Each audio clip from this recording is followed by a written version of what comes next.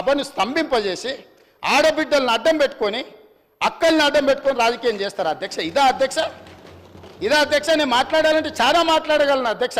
ఆ అక్కలకు నేను చెప్పగలను, ఆ అక్కల్ని నేను సొంత అక్కల్లాగానే భావించిన. ఒక అక్క నన్ను నడి బజార్లో వదిలేసినా నేనేమనలే. ఇంకొక అక్క ఎలక్షన్కి పోతే నా మీద 2 క్రిమినల్ కేసులు అయిన ఈ రోజుకున్న కోర్టుల చుట్టూ తిరుగుతున్న అధ్యక్ష. మీరు మాత్రం అక్కడికి వెళ్ళి మహిళా కమిషన్ చైర్పర్సన్ తెచ్చుకున్నారు, ఎమ్మెల్యే టికెట్ తెచ్చుకున్నారు, ఎమ్మెల్యేలు అయినారు. నేనేమన్నానా అధ్యక్ష? నా మీద కేసులు తీయాలని, అరే తమ్ముడు నా ఎలక్షన్కి వచ్చిండు ఆయన మీద ఎందుకు కోపం, కేసులు తీయండి అని ఎప్పుడని చెప్పిండ్రు అధ్యక్ష? అయినా నేను అక్కల్ని ఏం అడగలేదు కదా అధ్యక్ష, ఏమనలే కదా. అక్కలుగానే భావించిన, సొంత అక్కలే అని నేను భావిస్తున్నా అని చెప్పిన అధ్యక్ష. నా కుటుంబ సభ్యురాలు సీతక్క అని చెప్పిన. ఎంత అవమానకరంగా మాట్లాడిండ్రు అధ్యక్ష సీతక్క పట్ల. ఇవాళ సోషల్ మీడియాలో ఒక వీడియో పెట్టిర్రు అధ్యక్ష.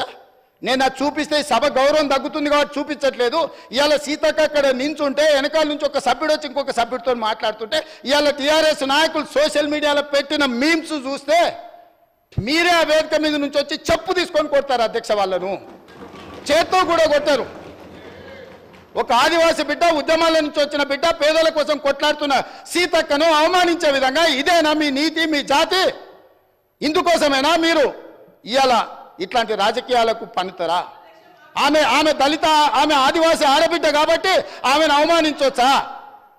ఇవాళ నేను అక్కలకు చెప్పదలుచుకున్న ఈ వేదిక మీద నుంచి, అక్క ఎవరి ఉచ్చులో పడి మీరు తప్పుదో పడుతుండ్రో వాళ్ళని నమ్ముకున్న సొంత చెల్లెలు తిహార్ జైల్లో ఉన్నది అక్క. సొంత చెల్లెలు తిహార్ జైల్లో ఉంది అధ్యక్ష. సొంత చెల్లెల్ని తిహార్ జైల్లో పెట్టి ఢిల్లీకి వెళ్ళి మమ్మల్ని లోపలేకు, మా చెల్లెలు కావాలంటే ఇంకో ఏడాది లోపల పెట్టని బేరసారాలు చేసుకున్న నీచులు అధ్యక్ష వాళ్ళు. వాళ్ళ గురించి ఏందక్క మీరు మాట్లాడేది? ఈ అక్కల కోసం కొట్లాడింది నేను అధ్యక్ష, వాళ్ళు కాదు. కాబట్టి ఆ అక్కల పట్ల నేను మహిళల పట్ల గౌరవంగా ఉండేవాడిని, అక్కల్ని గౌరవించేవాడిని. మంత్రివర్గ సమావేశంలో కుర్చీ లేకపోతే కొండ సురేఖక్కనో సీతక్కనో వస్తే నేను లేచి కుర్చీ ఇచ్చిన ఎన్నోసార్లు ఈ అక్కలు ఉండ్రు. ఈ తమ్ముని నమ్ముకున్న అక్కలు మంత్రులై ముందు వరుసలు ఉండరా అధ్యక్ష? ఈ తమ్ముని నమ్ముకున్న అక్కలు మంత్రులే ఇక్కడ ఉన్నారు. ఆ దిక్కుమాల తమ్ముని నమ్ముకున్న అక్కల పరిస్థితి ఏముందో మీకు తెలుసు కదా అధ్యక్ష. సొంత చెల్లెలు జైల్లో ఉంది అధ్యక్ష. ఆ చెల్లె గురించి మాట్లాడారు.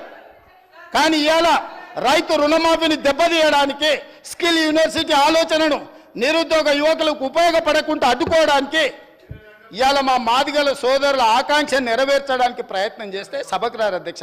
ఇంతకుముందు మా సభ్యుడు బాగా చెప్పిండు అధ్యక్ష.